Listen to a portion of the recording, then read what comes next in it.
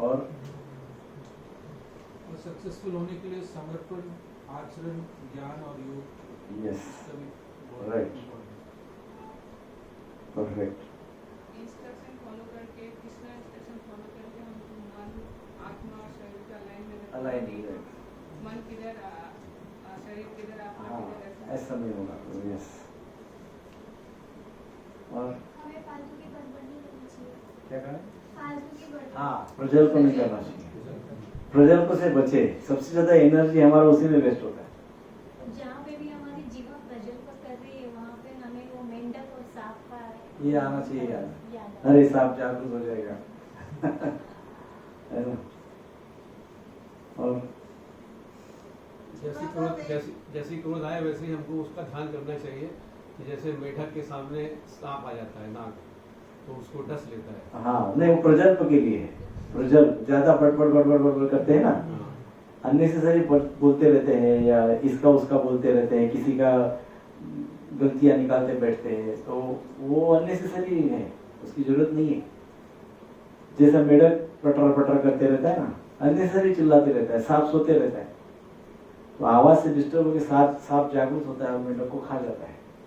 तो प्रजल्प के लिए है वो। और हमें ज़्यादा गुस्सा नहीं करना चाहिए, नहीं तो इससे हमारा ही नुकसान होता है। Yes, it's energy drainer.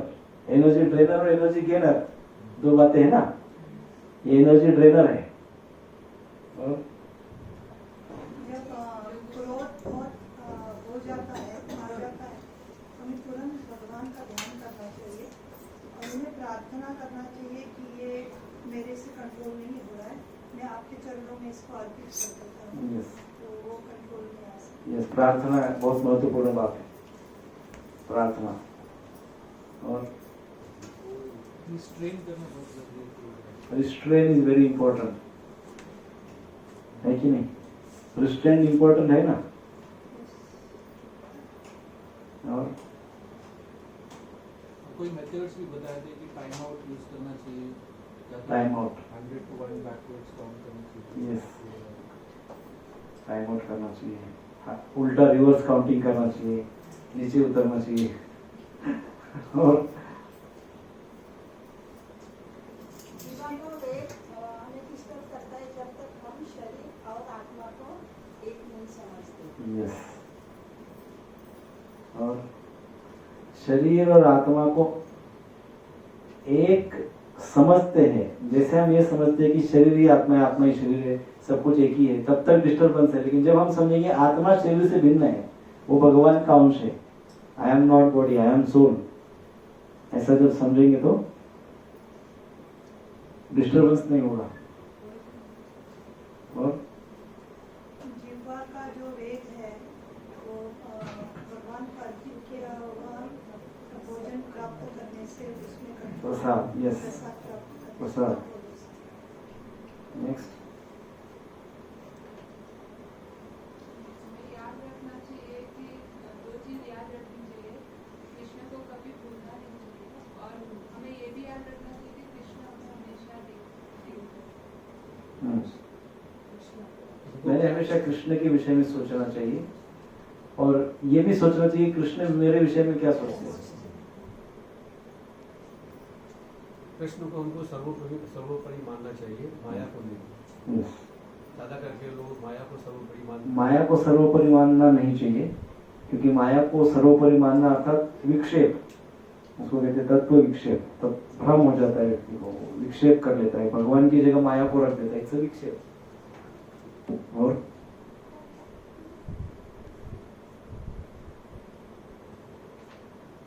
हो गया? चलो, हरे कृष्णा कृष्णा कृष्णा हरे हरे, हरे राम राम राम हरे हरे। एक बार श्लोक पढ़िए, कौन पढ़ेगा? पढ़ो, वाचो वेगम मनसा क्रोध बोलो, पढ़ो, दोनों पढ़ो। जिह्वा वेगम मुद्रोपस्थ वेगम एतान वेगान यो विषहेत धीरा सर्वामपि मां पृथ्वीं स्वशिष्यात्। सो वाचो वेग मनसा क्रोध वेगम जीवा वेगो उदर उपस्थ वेगम, यहाँ तक हमारा हो गया है। इस यहाँ तक ये श्लोक चर्चा हमारी समाप्त हुई है। तो मान लो श्लोक के आधार पे हमने जो चर्चा की है उसमें हमने कहा था आचरण इज वेरी इंपॉर्टेंट, है ना। आचरण इज वेरी इंपॉर्टेंट। बिना आचरण के तो कोई लाभ ही नहीं ना किसी भी बात का। तो हम ऐसा सोच सकते हैं कि वाचो वेग मनसा क्रोध वेगम जुआ वेगम उदरोपस्थ वेगम, इसका हम आचरण कर रहे हैं, ऐसा समझिए। जस्ट इमेजिन कीजिए, कल्पना कीजिए, कर नहीं रहे हैं लेकिन कर रहे हैं, ऐसा समझिए। तो मानो इन 6 वेगों का मैंने नियंत्रण कर दिया, तो क्या मुझे भक्ति प्राप्त हो जाएगी?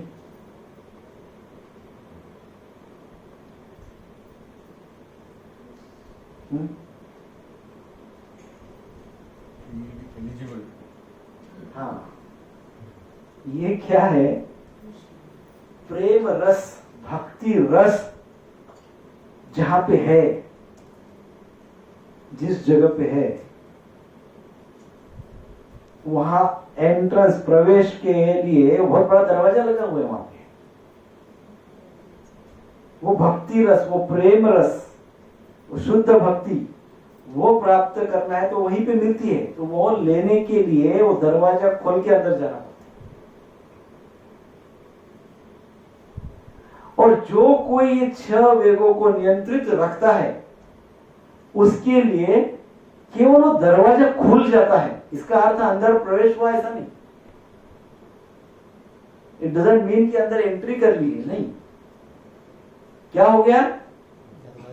दरवाजा खुल गया, है ना। क्या करना है, क्या नहीं करना है, तो हमको ये आवेगों पे नियंत्रण रखना है। नियंत्रण रखने से हमको भक्ति रस का, कृष्ण प्रेम के रस का आस्वादन मिलने की एक प्रकार की प्रक्रिया शुरू हो गई, ऐसा समझो। इट्स अ प्रोसेस का फर्स्ट स्टेप हमारे लिए अपॉर्चुनिटी, उसकी द्वार खुल जाते हैं। भगवत प्राप्ति की, भगवान के प्रेम के प्राप्ति की जो संभावना है उसके द्वार खुल जाते हैं यदि 6 बातें करते हैं। और ये 6 नहीं करते हैं तो अभी तो दरवाजे ही नहीं खुले, अभी द्वार ही नहीं खुला है, क्योंकि हमने इन आवेगों पे नियंत्रण नहीं रखा है। तो अभी तो भक्ति का द्वार ही नहीं खुला है। भक्ति रस क्या मिलेगा, है ना। It is not possible. भक्ति रस मिलना इतना, कोई भी चीज प्राप्त करना है हमको तो उसके लिए योग्यता आवश्यक है। कोई भी चीज करना है, कोई भी कुछ भी करना है तो उसके लिए कुछ तो योग्यता होती है, कुछ तो क्वालिफिकेशन आवश्यक होता है। जैसे जप करना है मान लो, तो जप के लिए भी क्वालिफिकेशन लगता है, योग्यता लगती है। जप करने के लिए भी एक योग्यता है, आवश्यक है, वो तभी जप कर सकते हैं। भगवान की पूजा, अभिषेक करना है, उसके लिए भी योग्यता लगती है। बिना योग्यता के वो नहीं कर सकते। व्हाट इज दैट योग्यता? वो योग्यता क्या है? जप करने के लिए जो योग्यता है वो क्या है? श्रद्धा और शुद्धि और भाव और समर्पण और डिसिप्लिन। हाँ, नाम नामी में भेद न होना समझना और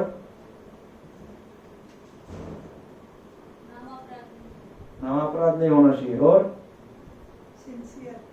सिंसियर, कंसिस्टेंसी और अटेंटिव और सबके उत्तर बरोबर है। और बोलिए।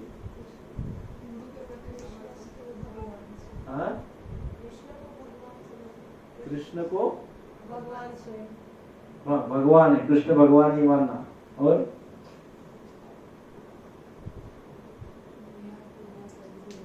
है ना, जोर से बोलिए तक आवाज नहीं। नियम से जप करना। और ऑफेंसलेस चैंटिंग। और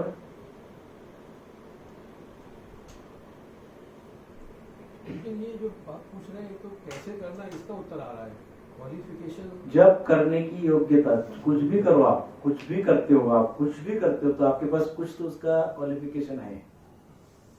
बिना क्वालिफिकेशन के जो भी कुछ करते हो उसमें दोष नक्की होगा कि नहीं? गुरु कृपा और भक्तों का संग और शास्त्र। और बोलिए जितना आपको आता है बोलिए, कभी ना कभी वो शब्द तक हम पहुंच जाएंगे। इसकी सुकृति, सुकृति और तप, तप, तप और डिटर्मिनेशन, डिटर्मिनेशन और प्रेम, प्रेम और शांति। और सब शब्द खत्म हो जाएंगे, तब तो आपको शब्द याद आएगा। करते वक्त ऐसा भाव होना चाहिए कि राधा कृष्ण जो है हमारी जीवा पे डांस कर रहे हैं। वो आप उसका अर्थ बता रहे, ठीक है, वो भी ठीक है। और युग धर्म है नाम में। प्रश्न ये है कि what is the qualification for chanting holy name? There is no qualification. Yes, some qualification is required. For every activity, there is some qualification required. Every activity, मंदिर में जाते हैं तो भी कुछ qualification, क्या qualification की? Yes, हमको थोड़ा सा बाहर जैसे जाते हैं वैसे नहीं जाना है ना? हमको भगवान को आरती अगरबत्ती करना है, कैसे करना है उसकी भी कुछ टेक्निक है, वो हमको पता होना चाहिए। भगवान को भोग लगाना है उसके लिए भी कुछ तो हमको होना चाहिए। तो ऐसे हर भक्ति के अंग का कुछ योग्यता है। सो लाइक दैट जब करते हैं तो कैसे भी लमसम कभी भी कैसे भी जब के लिए भी आवश्यकता है, कुछ गुण होना आवश्यक है, कुछ क्वालिफिकेशन होना आवश्यक है। समर्पण, नियमितता, रेगुलरिटी, भाव, भाव, भाव, प्रेम, प्रेम, प्रेम, क्या श्रद्धा, ये समझ में आ गया कि हम माया में हैं अच्छा। और हम ये दुख से केवल हरिनाम से निकल सकते हैं, वही हम जब कर सकते हैं। जी सही है। और वैष्णव सेवा, वैष्णव सेवा। क्या प्रश्न? अब आप सब मेरे साथ बोलिए, जोर से बोलिए। तृणादपि सुनीचेन तरोरिव सहिष्णुना अमानिना मानदेन कीर्तनीय सदा हरि। तृणादपि सुनीचेन, इसका अर्थ है जब करते वक्त भाव क्या होना चाहिए? कृतज्ञता। क्या बोलना, क्या होना चाहिए?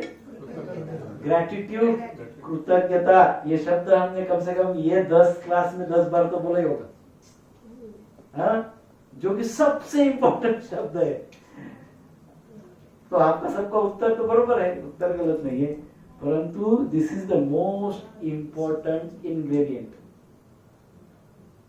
कौन सा? ग्रेटिट्यूड, तृणादपि। ग्रेटिट्यूड, भगवान के प्रति कृतज्ञता एक्सप्रेस करना। मैंने ये भी कई बार कहा कि जब करने के पहले एक संकल्प करना चाहिए, सिंपल संकल्प, हे भगवान आपकी प्रसन्नता के लिए मैं ये नाम जप सेवा आपके प्रसन्नता के लिए कर रहा हूं, कृपा करके इसका स्वीकार करें। This is gratitude, express your gratitude, है ना? तो वैसी योग्यता हरिनाम की होती है। सो आज हम जो 6 सब्जेक्ट मैटर हुए हैं, दिस 6 सब्जेक्ट मैटर्स, ये हम कर रहे हैं, इसका अर्थ ये कदापि न समझे कि हमको भक्ति मिल गई। We are devotees. क्या मैं प्रेजर पर नहीं करता हूं? मैं प्रसाद ही खाता हूं, बाहर कुछ नहीं खाता हूं, मैं क्रोध भी नहीं करता हूं, मन भी मेरा बैलेंस्ड है, Does it mean that I am a devotee? I am on the way of devotee. मैं उस मार्ग पे आ गया हूं। अभी परफेक्शन नहीं आया है, अभी आएगा। परंतु यदि कोई इस प्रकार से पूर्ण नियंत्रित होता है, करता है अपने आप के, अपनी इंद्रियों को, तो वो सही मार्ग पे चल रहा है और आगे वो he can become a गुरु। वो सारे संसार को अपना शिष्य बना सकता है। वो व्यक्ति क्या कर सकता है? संपूर्ण संसार को शिष्य बना सकता है। इतना कंट्रोल उनमें आ जाता है, क्योंकि इंद्रिया ही जो है वो हमारे मन और इंद्रिया हमारे आध्यात्मिक मार्ग जो है खुला हुआ हमारे लिए, उस मार्ग के ऊपर 6 प्रकार की बहुत गहरी गहरी खाइयां है। ये सारी ये जो आवेग है ना, एक एक आवेग एक एक बड़ी बड़ी खाई है भक्ति मार्ग के ऊपर। यदि वो खाई को क्रॉस कर दिए तो हम तो दरवाजे तक पहुंच गए। हमने तो कोई ना कोई एक खाई में तो गिरना ही है। परंतु जो व्यक्ति इस प्रकार से चलता रहता है, चलते रहता है, ये सारे अपने इंद्रियों को, मन को नियंत्रित करते हुए, तो वो व्यक्ति सारे संसार को शिष्य बना सकता है। He can become a Swami of the world। Prabhupada ji कहते हैं गो स्वामी। Prabhupada ji explain this word go स्वामी। गो स्वामी अर्थात गो अर्थात इंद्रिया, स्वामी अर्थात कंट्रोलर, इंद्रियों का कंट्रोलर। सो वो व्यक्ति गुरु हो सकते हैं, वो व्यक्ति संसार को शिष्य बना सकते हैं।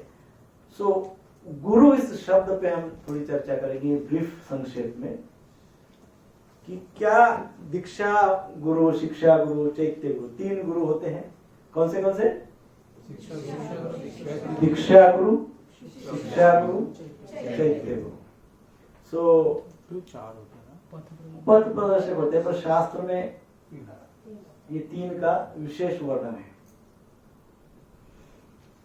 चैतन्य चरितामृत में, भागवतम में तीनों का विशेष वर्णन है। तो दीक्षा गुरु, शिक्षा गुरु, चैत्य गुरु। गुरु तत्व अर्थात गुरुदेव को सर्वसाधारण कभी न समझे। गुरुदेव को ऑर्डिनरी पर्सन, सर्वसाधारण मानव, मनुष्य कभी न समझे। गुरुदेव को सर्वसाधारण मनुष्य समझना बहुत बड़ा अपराध है। ये बात को बहुत अच्छे से ध्यान में रखना है। तो क्या समझना है? तो गुरुदेव ये केवल एक पर्सनालिटी नहीं है, वे एक तत्व है। गुरुदेव जो तत्व, गुरु तत्व कहते हैं। भगवत तत्व, गुरु तत्व, वैष्णव तत्व, सो जीव तत्व, शिव तत्व, वैसे गुरु तत्व इटर्नल है, ये आध्यात्मिक है, स्पिरिचुअल है। केवल उनको एक मनुष्य न समझे, सर्वसाधारण कदापि नहीं समझना चाहिए। इसलिए उनको भगवत तुल्य समझते, भगवान के समान समझना चाहिए। क्या समझना चाहिए? भगवान के समान, जस्ट लाइक गॉड। भगवान नहीं समझना चाहिए। गोपाल जी इस बात पे बहुत क्लियरली समझाते हैं। भगवान एक ही है, वो भगवान है। गुरुदेव भगवत तुल्य है, भगवान के जैसे है। गुरुदेव की कृपा से कहो, गुरुदेव के माध्यम से, गुरुदेव की विशेष आशीर्वाद से, गुरुदेव की विशेष कृपा से हमारे हृदय में कृष्ण कॉन्शियसनेस जागृत हो सकती है। हमारे हृदय में अदरवाइज कृष्ण कॉन्शियसनेस कभी जागृत नहीं होगी, कभी नहीं होगी। परंतु गुरुदेव की कृपा यदि होती है तभी कृष्ण कॉन्शियसनेस जागृत होती है, अन्यथा कृष्ण कॉन्शियसनेस जागृत नहीं होती। That's for sure. सो दीक्षा गुरु हमको क्या करते हैं? दीक्षा गुरु जब दीक्षा देते हैं, वो कुछ देते हैं। क्या देते हैं? दीक्षा देते वक्त क्या देते हैं? कृष्ण प्रेम, नाम और 5 चीज पता है। हाँ, मैंने उस दिन पर क्या 5 चीजें देते हैं? मंत्र, तप, मंत्र, एक एक बोलिए। पहला नंबर 1 मंत्र, तप। तप, तप अर्थात डिसिप्लिन, अर्थात तपस्या, अर्थात फॉर रेगुलेटिव प्रिंसिपल। तप। पौंड्र, पौंड्र अर्थात तिलक, ऊर्ध्व तिलक। तप, पौंड्र, नाम, नाम अर्थात स्पिरिचुअल नेम, दास, दास बना देते हैं, है ना, स्पिरिचुअल नेम। तप, पौंड्र, नाम, मंत्र। क्या देते हैं? भगवान के नाम युक्त मंत्र देते हैं, मंत्र। देन यज्ञ संस्कार। ऐसे यज्ञ संस्कार तो प्यूरिफिकेशन, प्यूरिफाई कर देते हैं। तो ऐसे 5 चीजें गुरुदेव देते हैं, अर्थात इन 5 चीजों के माध्यम से हमारे अंदर दिव्य ज्ञान स्फुरित होता है। अर्थात दीक्षा गुरु क्या करते हैं? दिव्य ज्ञान दे देते हैं। अब आप सोचिए, इतना बड़ा दिव्य ज्ञान, अर्थात भगवान की प्रति हमारे अंदर हमारी चेतना जागृत करते, जगा देते हैं चेतना को। ऐसा ज्ञान वो दे देते हैं। अब आप सोचिए, यदि वो ज्ञान देने वाले दीक्षा गुरु यदि आवेग मुक्त नहीं है, ये 6 आवेगों से मुक्त नहीं है और भ्रमित है, मायावादी है, स्वयं कोई भगवान मानने वाले हैं, इसका अर्थ है प्रचंड इम्प्यूरिटी है, अहंकार है। क्या ऐसी व्यक्ति हमारे हृदय में उस दिव्य चेतना को जागृत कर सकती है? नहीं। कर सकती है? वो कौन सी चेतना को जागृत कर देगी? जो उसकी है। उनकी तरह ही। क्या है उनकी चेतना? मायावाद, अहंकार है। वो खुद स्वयं कृष्ण बनना चाहते हैं।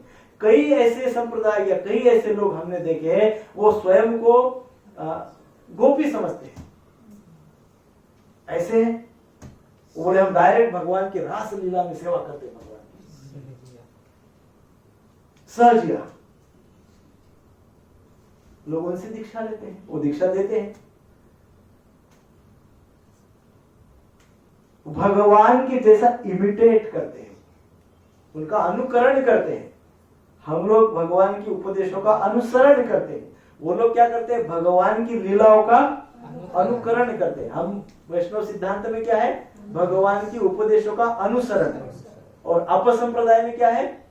भगवान की लीलाओं का अनुकरण।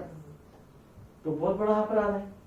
और ऐसे गुरु बन जाते हैं। तो यहाँ पे कहा गया कि दे आर नॉट गुरु, क्योंकि ये 6 आवेग जो है, ये 6 आवेग से वो युक्त है, मुक्त नहीं है।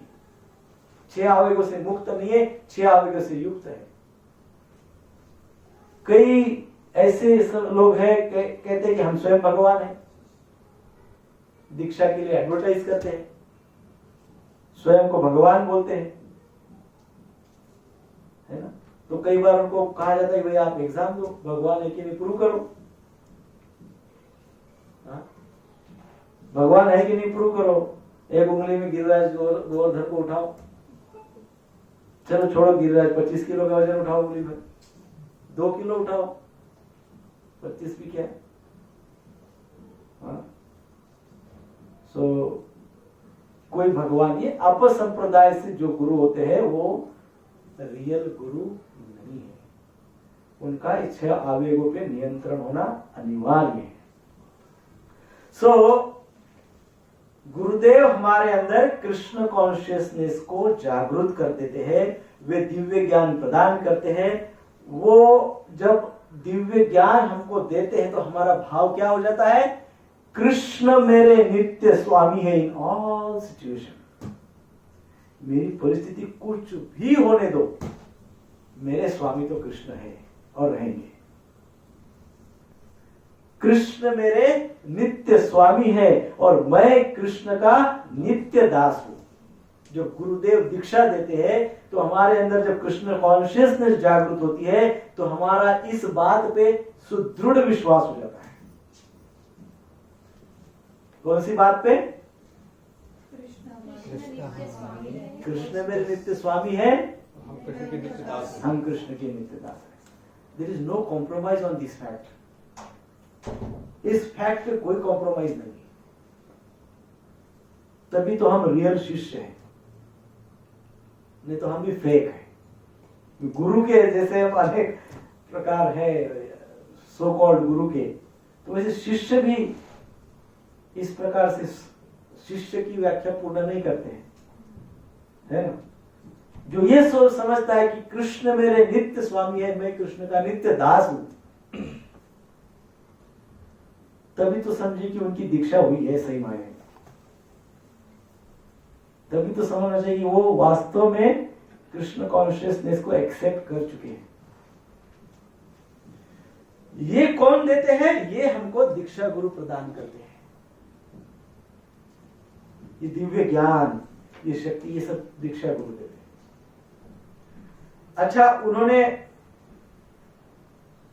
इस प्रकार से ज्ञान दिया, हम ये समझने लगे, समझने ही नहीं लगे, केवल हमको विश्वास हो गया। हमारा लाइफ, इसेंस ऑफ लाइफ हमारा इस पे निर्भर हो गया। किस पे? किस पे? कृष्ण मेरे नित्य स्वामी है, मैं कृष्ण का नित्य दास हूं।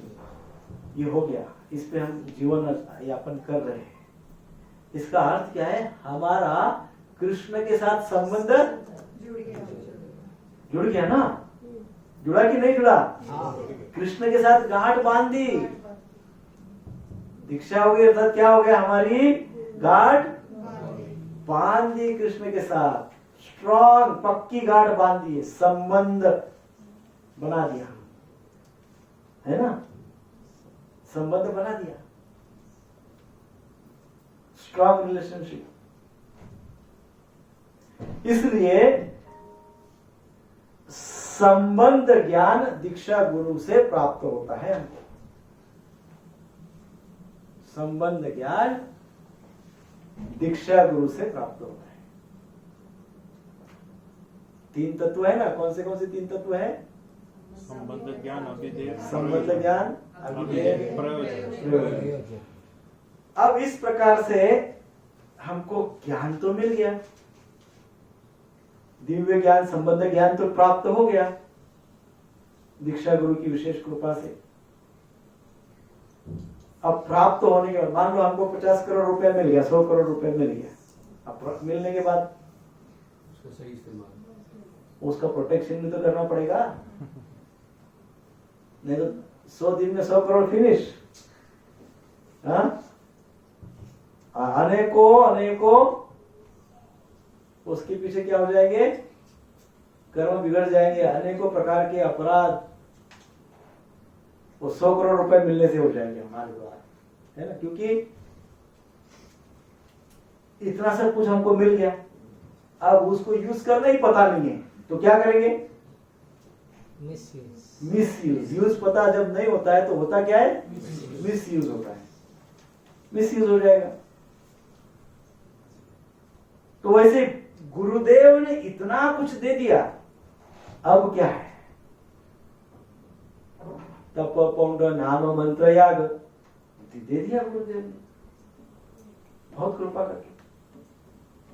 अब क्या करेंगे? उसे प्रोटेक्ट करना है और उसे बढ़ाना है। तो ये होता है शिक्षा गुरु के माध्यम से। जो दीक्षा गुरु देते हैं उसको प्रोटेक्ट करते हैं शिक्षा गुरु।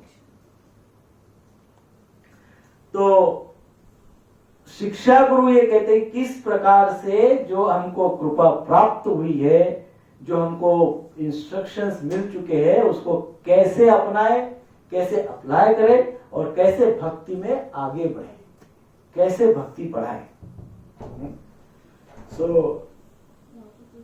जो व्यक्ति आवेग से युक्त होते हैं, ये षड्वेग जो बताए गए ना, जो व्यक्ति षड्वेग युक्त होते हैं, वो व्यक्ति ना तो दीक्षा गुरु बन सकते हैं, ना ही शिक्षा गुरु बन सकते हैं। शिक्षा गुरु हमारा रक्षण करते हैं, और हमारे इटर्नल शिक्षा गुरु कौन है? श्रील प्रभुपाद। क्योंकि सारा शिक्षा तो हम उनकी इससे ले रहे हैं, सारा शास्त्र उन्हीं से आया है, वही लिख के दे रहे हैं ना हमको। हमको कहाँ संस्कृत आता था, हमको कहाँ शास्त्र के श्लोकों का अर्थ पता था? वो तो प्रभुपाद जी ने उस ज्ञान को सिखाया हमको। तो प्रभुपाद जी कौन है? नित्य शिक्षा गुरु है। उन्होंने जो शास्त्र का अर्थ हमको समझाया है, जिसके कारण हमको जो दीक्षा मिली है, वो दीक्षा प्रोटेक्ट हो रही है, दीक्षा का रक्षण हो रहा है। सो प्रभुपाद जी इज आवर शिक्षा गुरु। शिक्षा प्राप्त करने से प्रोटेक्शन होता है। भक्ति कैसे प्राप्त करें, कृष्ण को कैसे, कृष्ण प्रेम को कैसे प्राप्त करें, कृष्ण कॉन्शियसनेस को कैसे प्राप्त करें, ये पता होता है।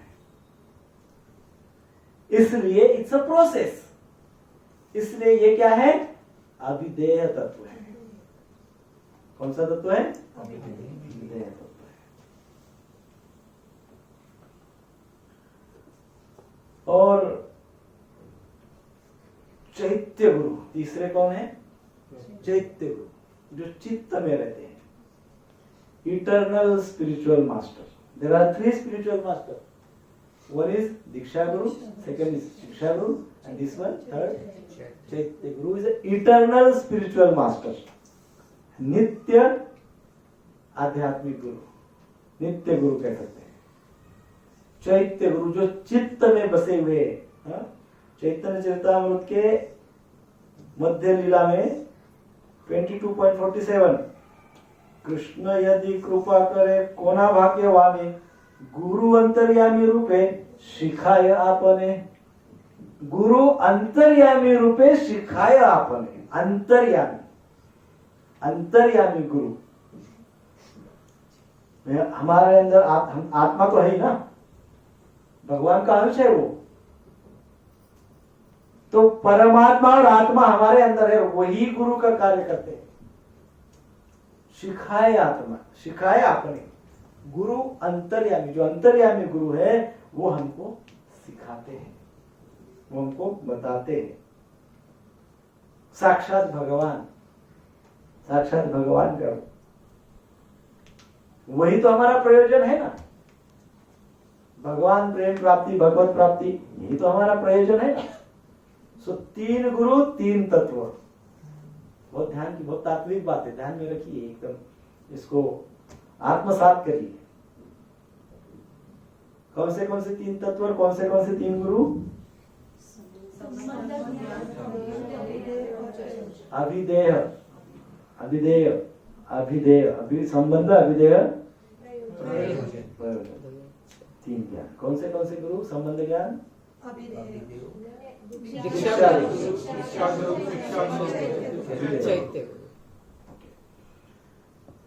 इसको हृदय में फिक्स कर दीजिए, save in your memories.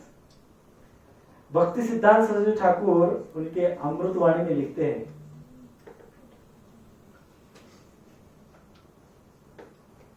Diksha Guru gives us Divya ज्ञान।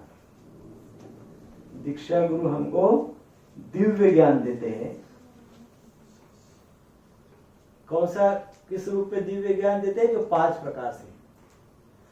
इसलिए दीक्षा गुरु को आश्रय विग्रह भी कहते हैं।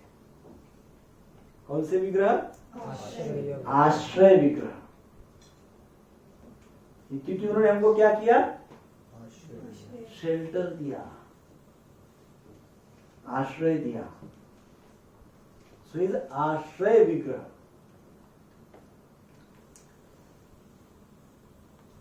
शिक्षा गुरु इस ज्ञान की रक्षा करते जो दीक्षा गुरु ने दिया।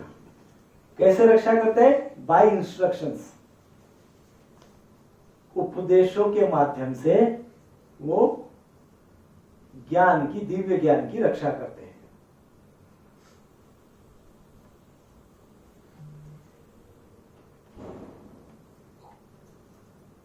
और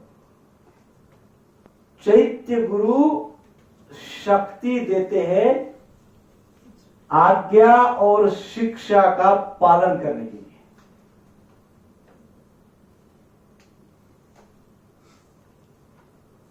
अब तीनों क्या क्या देते हैं बताइए। दीक्षा गुरु आश्रय देते हैं, शिक्षा गुरु उपदेश देते हैं, चैत्य गुरु शक्ति देते हैं। क्लियर?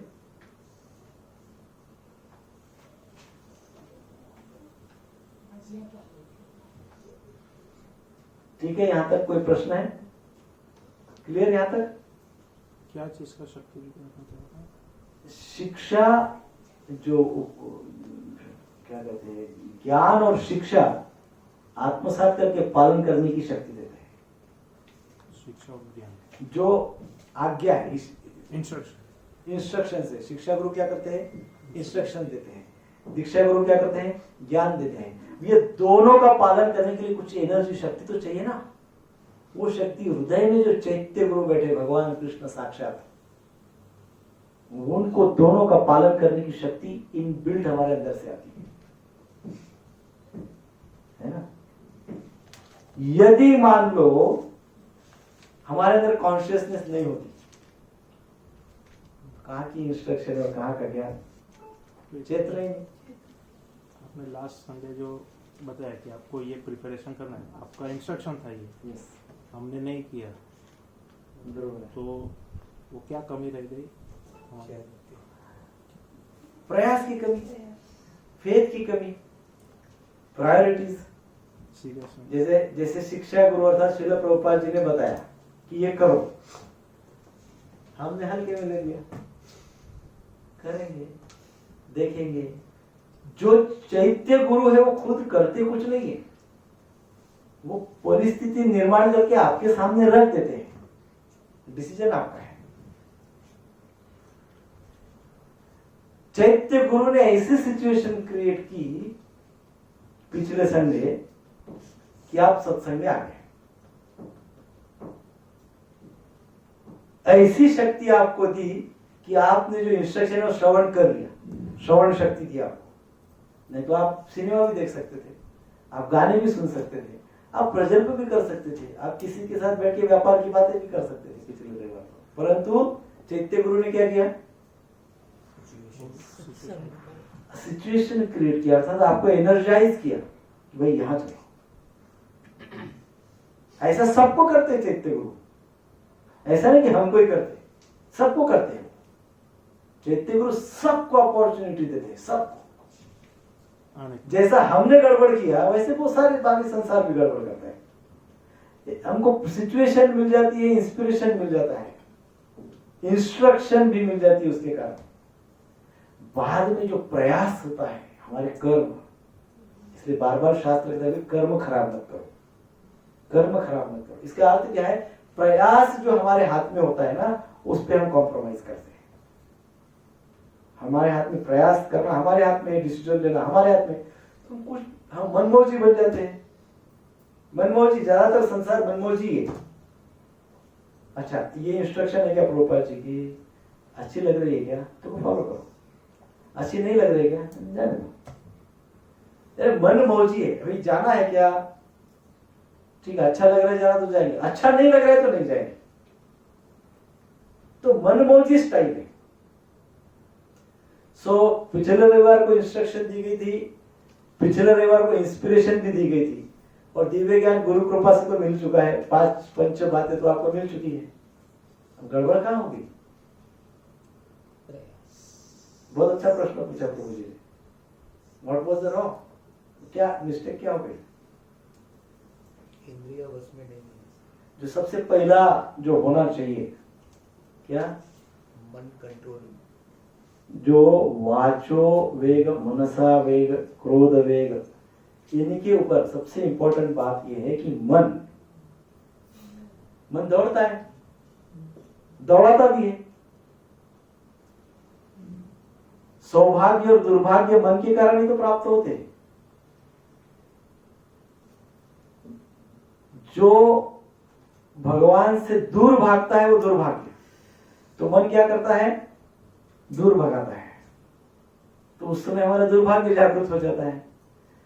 जब मन भगवान के निकट ले जाता है तो वो सौभाग्य, उस समय हमारा सौभाग्य जागृत हो जाता है। सो ये बहुत सुंदर बात है, इसको हमको रियलाइज करना चाहिए। और जप करते वक्त ये भी ध्यान रखना चाहिए, हमारे अंतर आत्मा से जप करना चाहिए, दृढ़ादपी होकर जप करना चाहिए, तो हमको चैत्य गुरु की शक्ति का अनुभव होगा। चैत्य गुरु ने जो हमको शक्ति दी उसका अनुभव होगा। प्रभुपाद जी बार बार क्या कहते हैं ना, I am not body, I am soul. मैं आत्मा हूं, मैं आत्मा हूं, मैं आत्मा हूं, ये समझो। ये समझना अर्थात चैत्य गुरु की शक्ति का अनुभव करना। चैत्य गुरु ने जो हमको शक्ति दी है उसका अनुभव करना, आत्मज्ञान प्राप्त करना। थोड़ा देर भगवान के सामने बैठिए, मन से 2 मिनट ध्यान लगाइए भगवान के चरणों में, चरणों से तो भगवान के मुख कमल तक अपना ध्यान लगाइए, ध्यान करिए और वहां प्रार्थना करिए, भगवान मैं आपका दास हूं, नित्य दास हूं, आप मेरे स्वामी हैं। हे भगवान ममैव वंशो जीव लोके जीव भूत सनातन, मैं आपका अंश हूं। कब से अंश हूं, जन्मजात अंश हूं, सदियों से अंश हूं। तब जाके अंदर रियलाइजेशन आएगा और वो शक्ति का अनुभव करेंगे। दूसरी बात है, चैत्य गुरु की शक्ति हमको जो हमारी दीक्षा हो जाती है तो उसमें भी दिखती है, क्योंकि चैत्य गुरु ही हमारे दीक्षा गुरु को हमारे लिए उनको ये कर, एक प्रकार का एक अंदर से संकेत करते कि इनको दीक्षा दो। दीक्षा जो होती है वो बाय द अरेंजमेंट ऑफ चैत्य गुरु, that is also power, that is also शक्ति। सो कौन कौन क्या क्या देते हैं, समझ गए? इसमें जब भगवान या गुरुदेव या चैत्य गुरु, दीक्षा गुरु या स्वयं एवं साक्षात स्वयं भगवान, दीक्षा गुरु कृपा करने के लिए आ गए। कई बार गुरु महाराज एकदम प्रेम भाव से कंपैशनेट होके भक्तों से बातचीत करते आते, भक्त दर्शन करते, भक्त प्रश्न पूछते, महाराज उत्तर देते, महाराज और पूछते आप कैसे हो, क्या कर रहे हो, ये सब होता है। इसका अर्थ है कि गुरुदेव आपको बहुत कुछ दे रहे हैं, बहुत कृपा दे रहे हैं। हम कैसे ले रहे हैं उसको? वो कृपा लेने के लिए हमारे पास एक पात्र है जिसका नाम है छलनी। क्या है? छलनी। कृपा ले रहे छलनी में, वो तो दे रहे, चैत्य गुरु शक्ति तो दे रहे, हम भी ले रहे, लेकिन क्या पात्र है? कितने छेद हैं? असंख्य छेद है, सारा निकल के जा रहा है। वो तो दे रहे, नहीं जा रहा है। क्यों जा रहा है?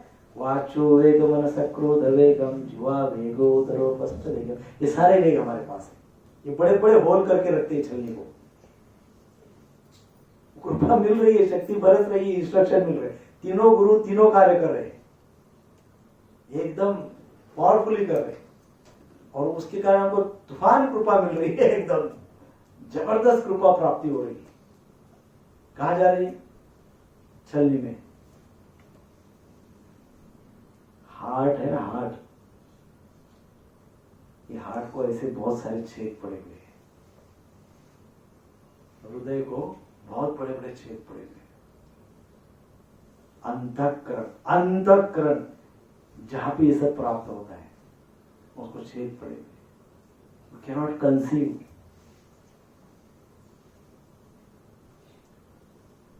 एक बार कुछ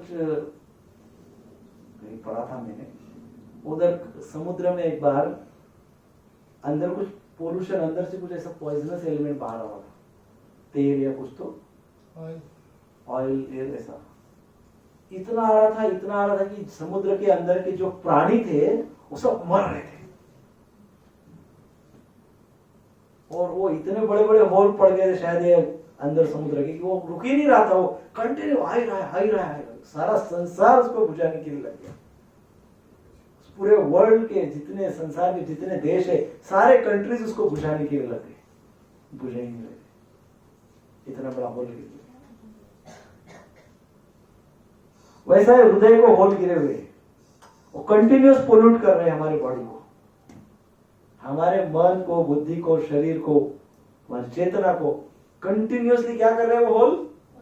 जैसा वो समुद्र में वो आ रहा था, सारे मछली, सारे समुद्र के वन्य क्या कहते हैं जीवन चक्र समाप्त हो रहा, वैसे हृदय को ऐसे बड़े बड़े बड़े बड़े बड़े बड़े बड़े होल है,